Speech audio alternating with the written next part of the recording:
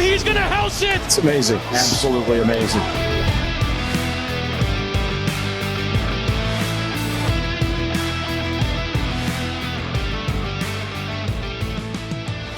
What's going on, everybody, and welcome to another Angle of Pursuit podcast, your fantasy football, sports betting, and NASCAR home. I am your host, Kyle Robert. This is Week 13 NFL Best Bets and Player Props. Joining me, as always, is Brian Twining. We unfortunately had to miss our preview episode that we usually put out on Tuesday due to scheduling, but we're here for the important stuff. We're here for the best bets. We got the player props. We got the stuff to help you in Week 13 of the NFL schedule. And Brian Twining, before we get into the bets, before we get into anything else, because of Saturday, I have a little present for you.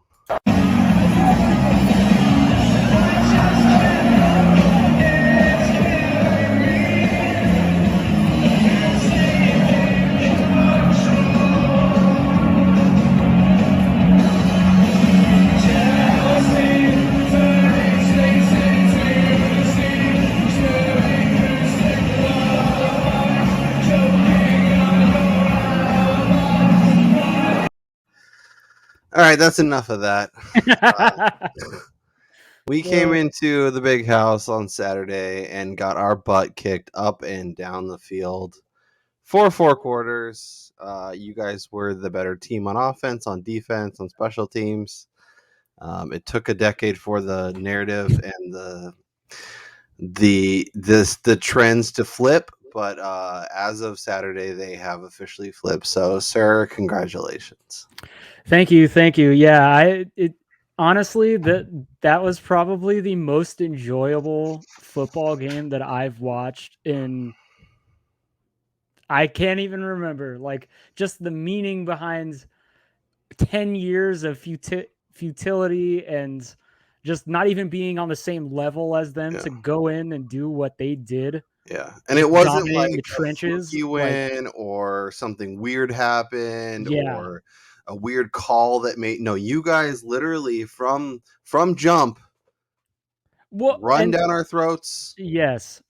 I'm not really sure what our offensive game plan was after a week ago, where we went seven straight drives with 7 passing touchdowns to go to this game where we wanted to run the ball like crazy.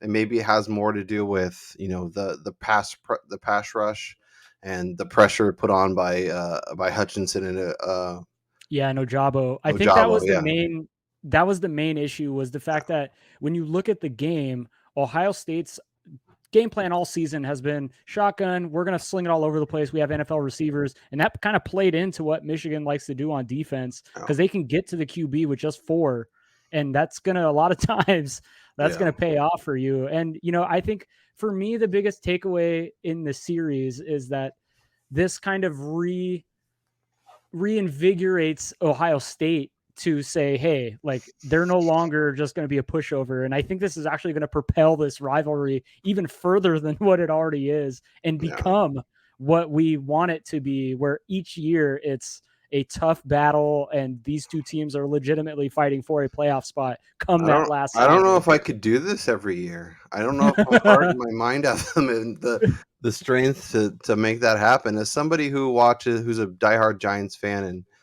is well versed in that rivalry, obviously Yankees, Red Sox. There's a lot of amazing, compelling rivalries in sports. I don't think it gets better than Ohio State, Michigan. No, nothing compares to that game. And if people follow me on Twitter, you'll see, like, it doesn't matter what happens for any Michigan sport for the rest of the year. The fact that they finally got this done, everything else is peachy. They could lose. We could go 1-11 every year, but if we're beating Michigan every year, I'm not going to be that upset. Thank you. That's just the way that it is. Yeah. But clearly the defense that was quote unquote fixed was not fixed, and I'm excited to potentially play Oregon again in the Rose Bowl. But yes, I do think that you guys worried that you guys are actually going to like win the title, and then it's going to be like real obnoxious from the team up north. Nah, I mean, this Saturday is not going to be easy. I know they're a big favorite. I like them to cover the line, the double digits. However, it would be very Michigan. It would be very on brand to go out and lose to Iowa. They're Michigan Junior, right? Like they're like the light version. Like they're like, I ordered Michigan on Wish.com and then I got Iowa. Like that's and they what it sent me feels Kirk like. Ferentz in Iowa. Yep. Yeah, like Yeah, they're gonna try and definitely. run the ball. They're gonna try and play good defense. They just Yep. don't have the players you have. Yeah, And they it's do funny not too have the because we've offensive been, firepower. spending so much time looking for a quarterback for Michigan when it turns out it was just you needed a running back the whole time who could just jam it down our throats. But how it turns out, having a good offensive line, defensive line helps teams win games. Who would have guessed? Still works. Okay, but that's enough. We've spent 5 minutes talking about that game. It had to be discussed, and Yes. I had to take my punishment because I was boasting a little too much heading into that game, and now I'm walking around with my tail between my legs. But hey, that's what makes that rivalry so great. The cool thing is, though, Brian, we can go over to our friendly bet tracker, and just look at all the W's on my side, and not so much on yours. Although you had a decent week 12. I hit my teaser finally. You hit your teaser. You hit a couple props, so that's good. The Texans Jets was so wild. I'm not really. How the hell do you lose to the Jets? I ask the Titans. I don't really know. Gosh. Speaking of those aforementioned Titans, I failed to hit that. I don't really know what happened there. But I had Denver +3. They won outright. I had the Jets team total and the Texans team total. Beautifully done, sir. Jets team total was 21.5. They scored 21. Texans scored 14. It was under, so that's 2 W's right there. Shouts to Jonathan Taylor. I thought that prop was dunzo, and in like the fourth quarter, he ripped. Yeah, he had like 50-something yards on one drive, maybe 60+ yards on one drive. 26 yards when I was checking it, and then has one huge drive and gets me over, and that's what I said would happen, and I wrote it up in my article over at Fake Pigskin. Is I liked the Colts, and I thought they could cover, and it felt like for a lot of that game they were going to. But that game I felt like it could get a little wonky, and all of a sudden the Bucks are winning by a touchdown, and Jonathan Taylor's rushing yards aren't going to go down, that much at that point. So hit that. So yeah, what's that, like a 4-2 week? I'm not going to complain about that. I will take that each and every week. Brings me to 47-40 on the year. Brian is trailing me at 30-45, but that's okay, Brian. There's still plenty of time. Like Michigan, it may take you 10 years to get that W, but you'll get there, and don't you worry. You'll load up that offense. But we have some interesting plays this week, both against the spread. Brian's got his teaser. We got some props. We got all kinds of fun stuff. So without further ado, let's dive in and start with your first play, and that is the Miami Dolphins -4 versus the Giants. To me, Miami's defense is the reason why this is almost a smash play in this spot, is the fact that they're getting to the quarterback, and it's not going to matter who's behind center for the Giants. They're not going to have time. It's probably going to be Glennon. It's looking like Mike Glennon, which probably plays even more into Miami's favor, just knowing that he is not mobile whatsoever. Mm-hmm. Their offensive line is a turnstile. Like it's exactly like going to a New York City skyscraper where the entire front of the building is all turnstile type doors. I mean, that's exactly what the Giants offensive line is. So Miami should absolutely crush on this spot.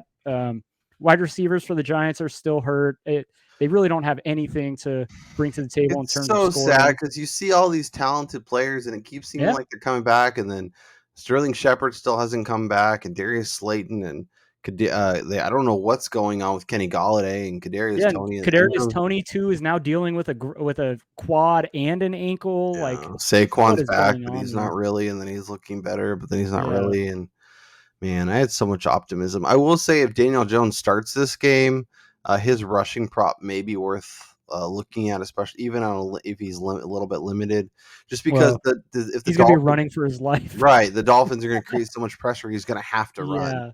And maybe they'll set it a little bit lower than they probably should. I always like to go to the Giants even in crappy situations. So, I'll let you ride this one on your own. But I think based on all the stuff you mentioned, it's the right side. And real quick before we get off this game, I do want to make a quick come back to what your preseason remarks were about Tua Tagovailoa, and he's looking every bit a QB who could have potentially competed for an MVP if he were healthy at the beginning of the season. He leads the NFL in completion percentage right now. Over the last few weeks, he's getting the ball out really fast. He's putting the ball in tight windows. They're getting healthier. They're finally becoming the team that we thought they could be, and they still don't have Exactly. Devontae Parker. They still don't have Will Fuller. Yeah, and those guys are on the cusp of returning too. Right, and so that's a lot of the same reasons I was in on what Carolina was doing, and a lot on what the Giants were doing, is because you see all these pieces and all this potential and how much of an upgrade it is at so many different spots, and you see, okay, there's something to be excited about here. But yeah, I mean, it's fine. It's nice to finally see Tua showing a little bit and kind of rounding into form. We'll see if it's enough. And there's still, the Deshaun Watson trade rumors, I think, were pretty real. And when they realized that he couldn't come back at all, and that was going, there was a lot more to the story.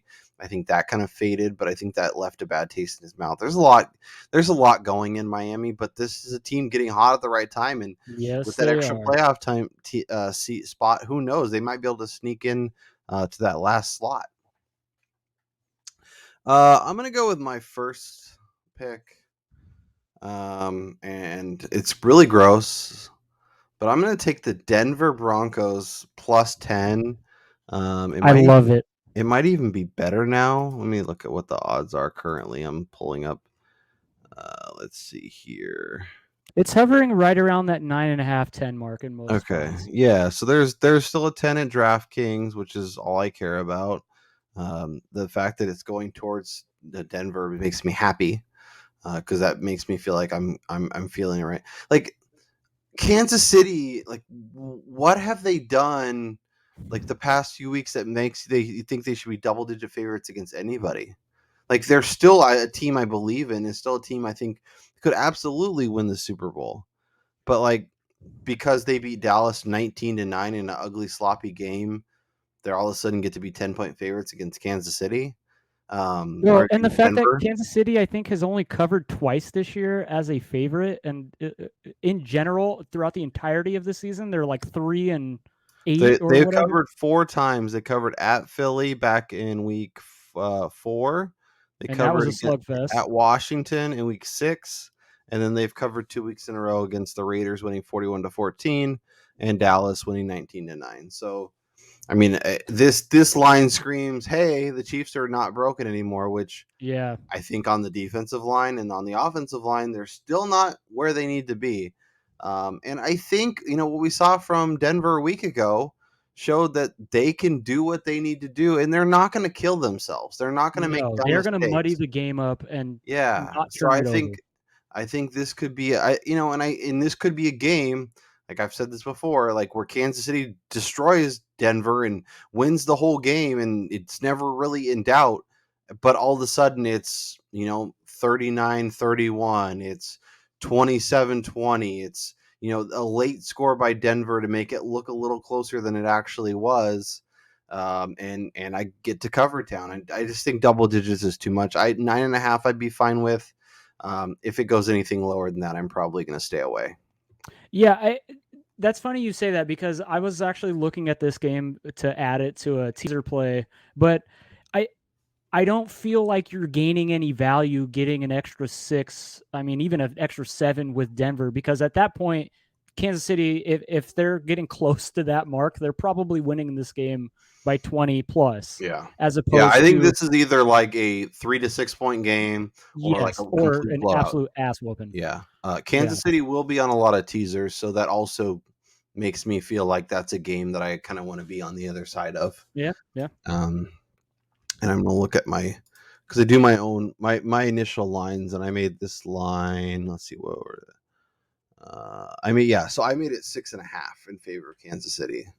So, I was like, oh, Denver just looked great. Kansas City's not been that amazing. They're coming off, in the Andy Reid off a bye situation. So they make a great teaser candidate. But I think this game is going to be a little uglier than people expect, and you're going to be sweating out even if you 7-point tease this game.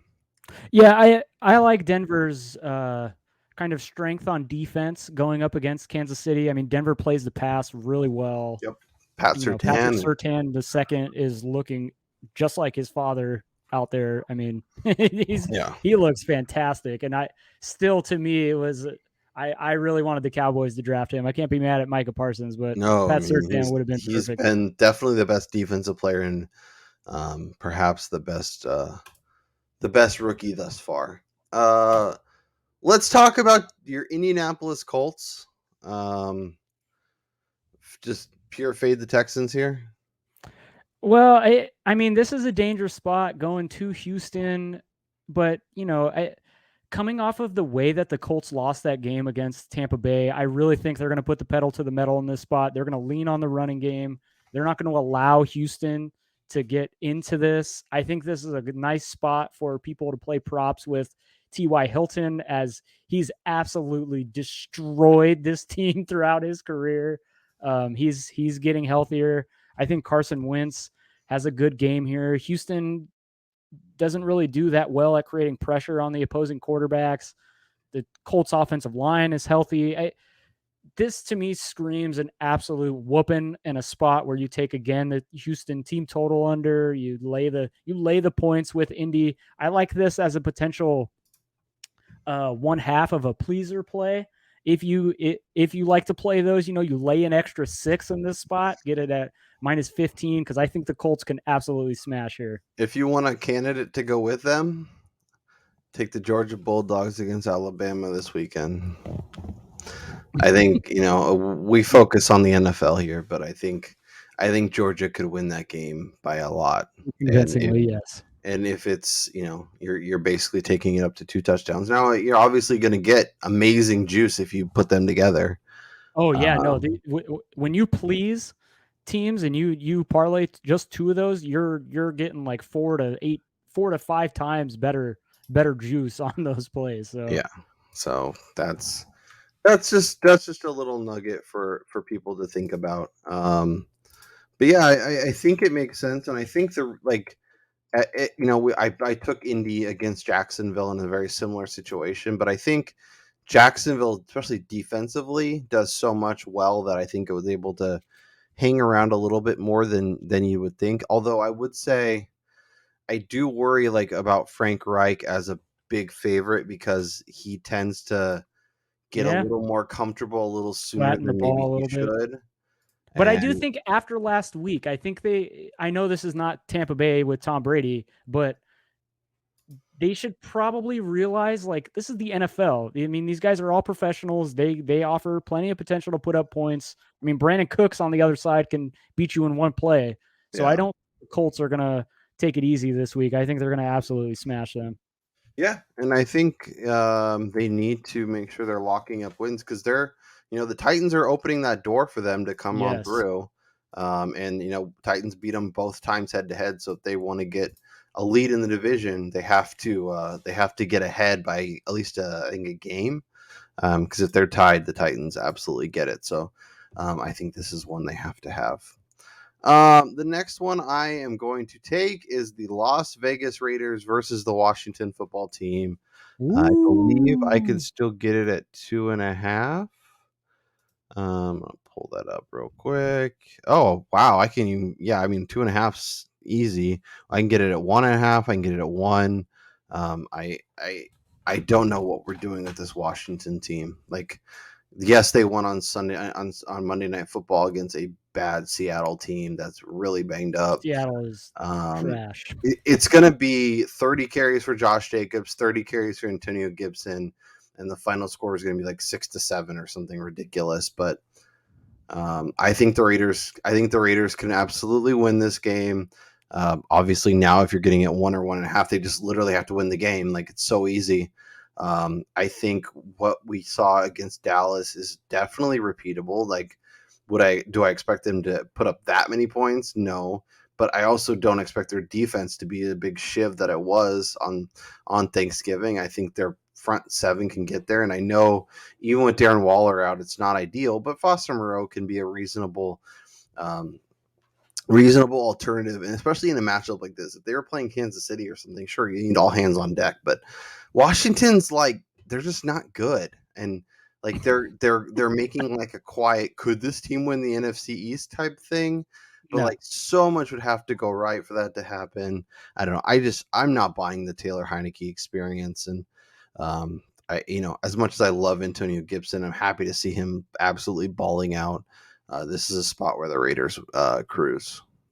Yeah, Washington was one of my favorite teams coming into the season, mainly with the expectation that the defense would improve off of last year's amazing performance, which didn't happen early in the year. They are playing much better right now, but I think this line is more of a reaction to what we saw on Monday night, and people are not taking into account how bad Seattle actually is this year. And I mean, they are not even in the top half of the league in terms of their quality of football. So I think that this is kind of a good spot here to get a home team, the Raiders, who when they play their style of football, they're one of the most difficult teams to face, because if they're able to run the ball, Derek Carr is able to sling it all over the field, even minus Darren Waller. Foster Moreau is really good receiving tight end. I think this is a spot where the Raiders probably win this by a touchdown in Vegas. With the Raiders defend the pass surprisingly well. I mean, in when looking at the numbers, they don't give up a ton of big plays. The line is too low here. I think people are overreacting to what Washington did Monday night, and I do think the Raiders win this game, and it's not a close game at the end. It's more so Washington making it closer than the actual game was late. The next game is either going to go really well or really horribly, because I am 100% on board with you. I'm just going to spoil it now. This is my best bet. I don't understand this line. New England is not good. I'm going to keep banging my head against the wall. My bank account may be empty at the end of the season, but I don't know what's going on. I'm not buying a single second of this. So I definitely like the Patriots a lot more than Kyle does. That said, I'm not buying the fact that they're quite to the level of what Buffalo brings to the table. Even minus Tre'Davious White on the outside, I do not think that this Patriots passing offense is going to be able to do much on the Bills, because they're not going to be able to establish the running game at the success that they have been, which has opened up their passing game. They're going to need the passing game to open up their running game, which is not going to happen. And this game is going to be disgusting. They're expecting all sorts of rain and wind and just a nasty game, which plays into what Josh Allen wants to do. Power running with him. Just get the ball in the Stephon Diggs hands. He's going to run past people. I think the Bills really kind of put the stamp down on the AFC East and tell everyone that they are still the king of the mountain after taking the mantle last year. Yeah, I think if you like New England, you just take them on the money line and don't worry about the spread. So the Patriots have beaten Tennessee, who had no running back, no receivers, and Ryan Tannehill running for his life. Beaten down offensive defensive line. They beat Atlanta. Atlanta should have covered. They had two spots inside the Patriots red zone, didn't score on either of them, and then ended up playing Josh Rosen and Felipe Franks, who ultimately threw pick sixes. They beat the Browns, who at the Browns, when they're up, they look awesome, but when the Browns look down, they look like a top 5 draft team. They beat Carolina, which, we've seen Carolina ping pong all year long.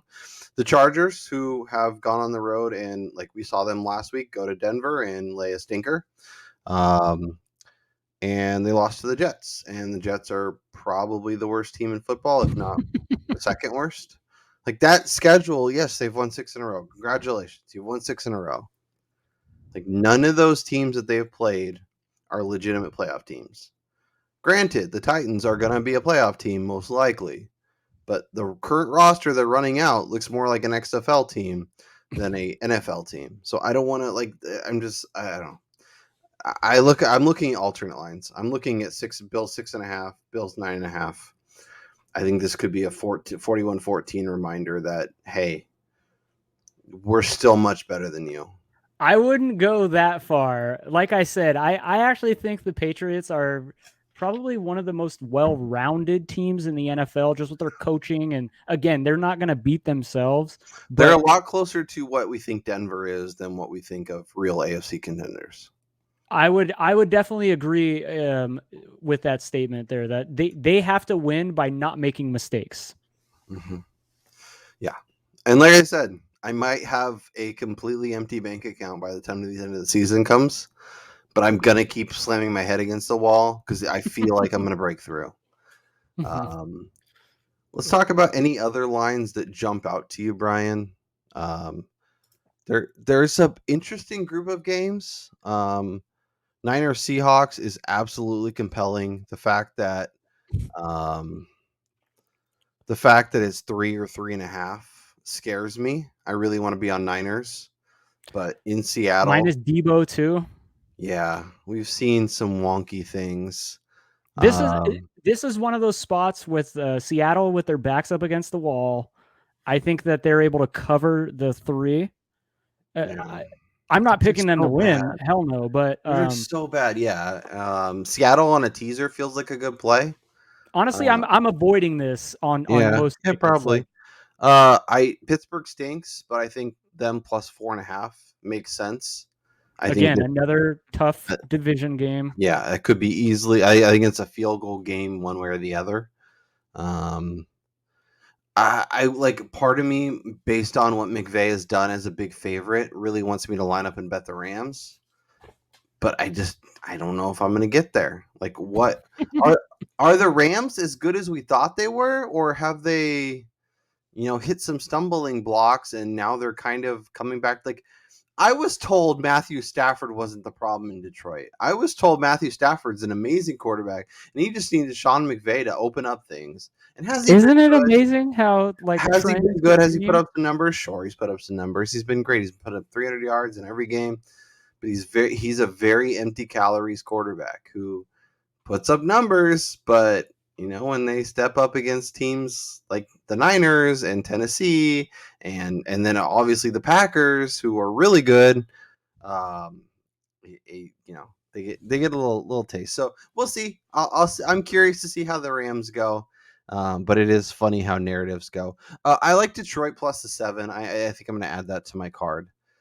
The Vikings are a one-score game, one way or the other. We saw this before. The Vikings were kicking the crap out of Detroit and let them crawl back into it. And maybe that doesn't happen this time.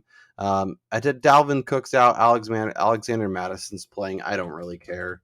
I think from a value to the team standpoint, I don't think there's much drop off there.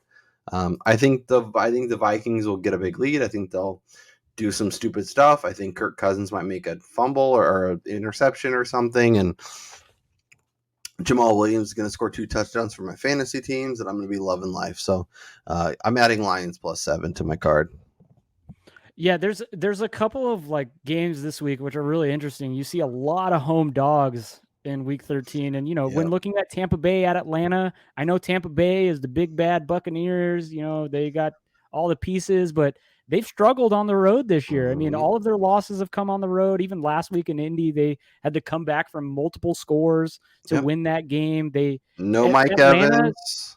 Atlanta likes to kind of creep around. This is a tough. As somebody who bet them against the Patriots, I won't do it again. But you were on the right track. Yeah, like this is a spot where I think Atlanta can keep this game sneakily close late into the fourth quarter. And I mean, even if that requires Younghoe Koo kicking 6 field goals from 50 plus yards, like, I think it's definitely plausible that Atlanta keeps this game within the double digits. And then Arizona going to Chicago. They're going to get stereotypical Windy City Chicago weather this Sunday. I mean, we're talking rain. We're talking 20 plus, 30 plus mile per hour winds here. Kyler coming off an injury. Who knows? Andy Dalton, right? Like, I think this could be one of those spots where it's 17-13, 17-10. Khalil Mack playing? Khalil Mack's done, so he's not. But I just think that the game could be 7.5 ugly. with the home team is a lot. It could be so ugly that, a fumbled punt, with the punter, with the wetness. Honestly, I think this is the week to just line up, bet all the home underdogs, and I think you'll end up with more money in your bank account than you started with. You'll definitely go over 500 if you do the Steelers could cover that number, Seahawks could cover that number, the Jets against the Eagles. The Eagles, I think, are good, but they've had a dose that's of a tough spot for them. Hurts is dealing with an injury. We're recording this on Thursday night, right before the Cowboys and Saints kickoff, but the Saints, the line is closing at 6.5 at home in the Superdome with Taysom Hill, knowing New Orleans is probably going to run the ball 40 times tonight. That's a big number. In my betting pros contest, I took the Saints and the under in that game. Yeah, it's interesting how many home dogs we have this week. Yeah. No. Any other lines you want to add to your card before we move on and talk some player props? No, there's no more, but let's not forget, we need to hit the infamous 4-leg teaser. Brian's Worth Week 13 teaser presented by Brian. What do we got, Brian? All right, so I talked about the Cardinals and Bears. It's going to be disgusting. The total was set at 45. It's 46 in some places. I teased this up 6 points. No way this gets anywhere near 50 total points. Take the under there. I took the Bears plus 7.5, by the way. No, yeah. Vikings, like Kyle said, they like to play close games. They are the better team. They should win this going away. For that reason, I'm teasing this down to 1. I mean, they got to win, right? They better not tie. Just win, baby. It would be a Vikings thing if they tied this spot. So teasing that down to 1 or a half, depending on what line you can get it at. Eagles, again, they are the better team than the Jets. I do think that New York will have a difficult time throwing the ball against Darius Slay and that surprisingly good Eagles pass defense. So I tease this down to 1 again or a half, depending on what book you're getting it at. I do like Philly to win in New York. And then the Rams. That is too big of a line to trust Sean McVay and Matthew Stafford right now, but they should win this spot by touchdown. I'm teasing this down to 7. Still scary with that extra point there with the 7, but I think the Rams can get it done. So my 4-leg teaser for Week 13 is Cardinals at Bears under 51, Vikings -1, Eagles -1, and the Rams teasing that down to a touchdown.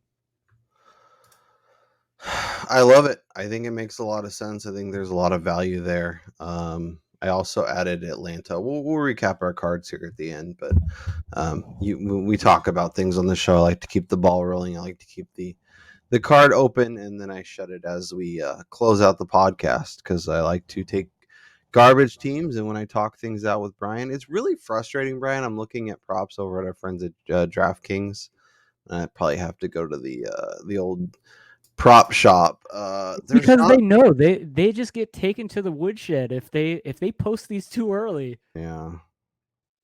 I think there's a lot of injury questions and other questions that are leaving the door open. So I think what we're going to have to do from a official props that we hand out standpoint, or at least some of them, we'll try and tweet them out throughout the week because they're not listed in most places, and it's a little frustrating.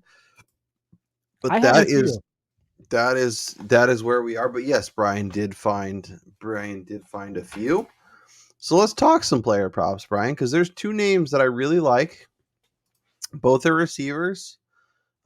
Both traditionally absolutely smash the teams they're playing. I'm going to start with a guy who has been underwhelming the past month. I think you're going to get a really good number when they lay it.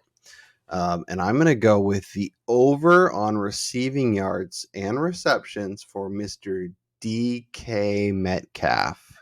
Yes. This is a guy who absolutely smashes the teams they play. So I'm looking at the squeaky wheel gets the oil too. Yeah. I mean, there's another joke in there, but we'll leave that one for the uncensored content. So back in October, he had four catches on 8 yards, 65 yards, and a touchdown. You go back to last year against the Niners, not so good to end the year, but back in the home game, which we're doing this week, 12 catches on 15 targets, 161 yards, and 2 touchdowns. And then we go back to 2019, where he had 6 catches for 70 yards on 10 targets. And he also had 6 on 12 targets for 81 yards and a touchdown. I think he has a big game here. I think he scores. I think he is someone that I will be targeting in a few different props. The other one was T.Y. Hilton. Brian and I kind of talked about it, but as a guy who traditionally, and obviously he's been banged up and that he had the Phillip Rivers experience, but this is a guy who back in 2018 had 13 catches for 314 yards. And then you step over to 2019. I think that's what this is. 9 catches for 92. Where's the big numbers? There's was this 2020? 12 catches, 181 yards and touchdowns. This is a guy that puts up yards, puts up points, has a nice game. So I think he can make some sense too. Yeah, so T.Y. Hilton was one of the first guys that I went looking for props this week. I like him to score a touchdown. You're getting close to 2.5 to 1 for him to find the end zone against a team that in 19 games he scored 11 touchdowns, which is 5 more than the next best team, which is the Titans, he's only scored 6 against. Over those 19 games against this team, I mean, you're looking at a dude that has 101 receptions for 1,800 yards. I mean, all of the numbers are there. Yes, he hasn't done much this season, but he returned last week. He's been playing a little bit more, and you know that they're going to want to get him rolling if they really want to have the full set of weapons for Carson Wentz going into the playoff push. So I love T.Y. Hilton this week. Another one, I'm riding it again. That's Gronk to score a touchdown. You're getting plus money once again, which after he finds the end zone for the first time after coming back from injury, in all likelihood, you won't find this at plus money anymore. It'll probably be closer to you're having to lay juice here. So getting plus 125 with Gronk to find the end zone, I think to me is too good to pass up. And then I have 2 more. Another underwhelming guy who at the beginning of the season exploded, Mike Williams. He really hasn't been doing much lately. I think the Chargers are going to have to push the tempo here. Cincinnati has been just rolling. I think the Chargers have to get Mike Williams back involved in this passing game. His yards total is only set at 53.5. I think he can get this in 1 or 2 receptions, if they try to utilize him once again down the field as that big body wide receiver. And then the other one is TJ Hawkinson for the Lions going up against Minnesota. Minnesota's linebacker crew is reeling right now. I mean, Anthony Barr missed practice today. Eric Hendricks is hurt. Hawkinson is really the only guy. I know Josh Reynolds performed on Thanksgiving, but I mean, that was on 1 catch. So Hawkinson minus DeAndre Swift, I think is really going to have to play a big role here. So I think him over 45.5 yards. I think he probably gets near this around first half. Yeah, no, I think those all make sense. I like the Cincinnati receivers. I'm trying to figure out. I think I want to go with Jamar Chase, but the Chargers are running out some CFL guys and some really bad, like they're scraping the bottom of the barrel. They are. Jamar Chase could have a big game, 63.5. I think makes a lot of sense.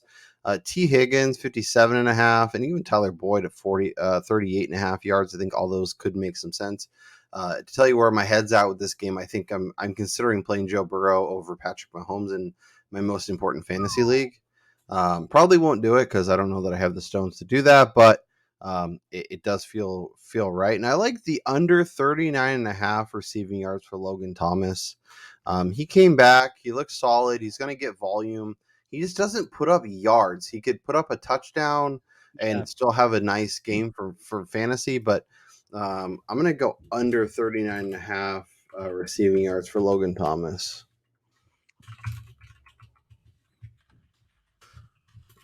Washington doesn't really like to throw the ball a ton, nor do they really, push it down the field very much. And Thomas's role is mainly inside the red zone, kind of that he's the number 1 end zone target when they get down in there if they're not running the ball. So I like that call. I mean, he's hit the over twice this year, but other than that, I mean, you're looking at 30, 31 yards. So,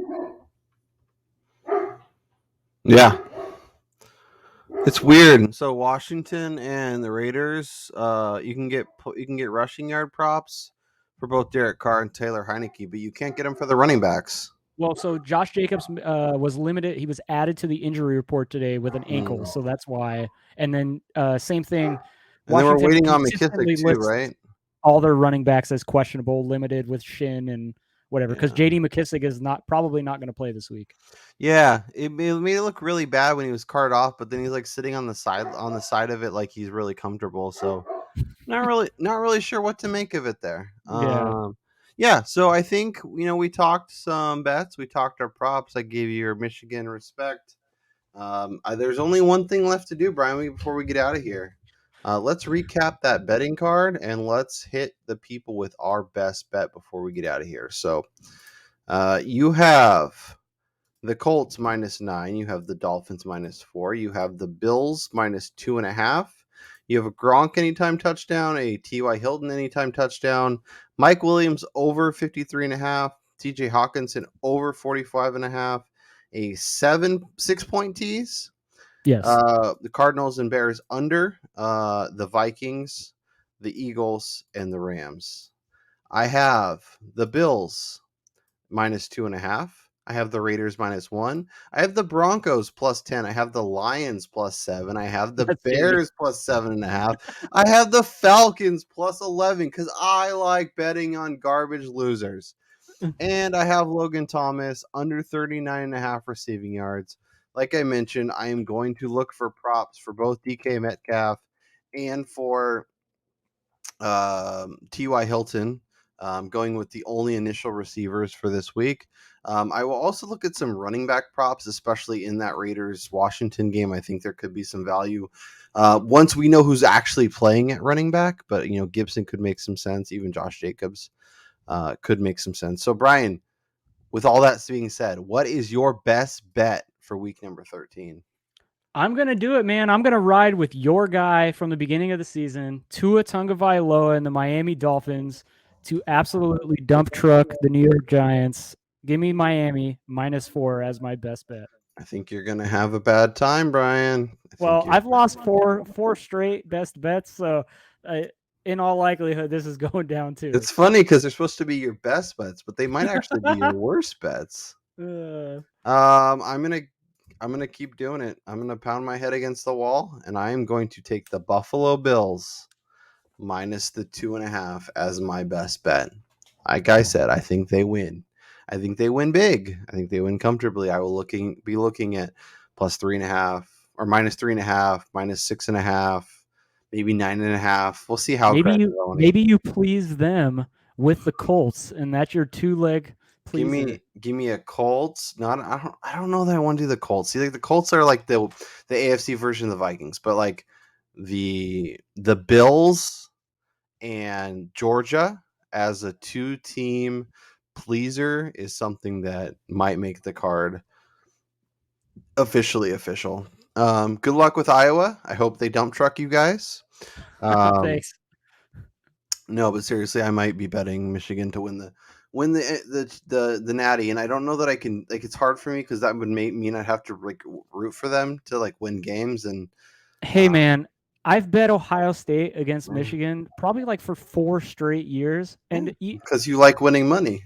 People have to realize when you go to the betting window, this gets thrown out the window. You have to remove all fanhood and everything, and so. The best value is probably Michigan in terms of who actually has a legit shot to win the title. Yeah, plus 750. I was texting you. Like, that's a beautiful number. That's a good number. That's a good number. I think that bakes in a little bit of the things could go wonky against Iowa. That's Brian Twining. I'm Kyle Robert. If you're liking the show, make sure you subscribe. Make sure you hit the thumbs up. Let us know down in the comments your favorite bets for week number 13. Good luck this weekend. Go hit some winners. Remember, don't bet anything you can't afford to lose. And we'll see y'all next week.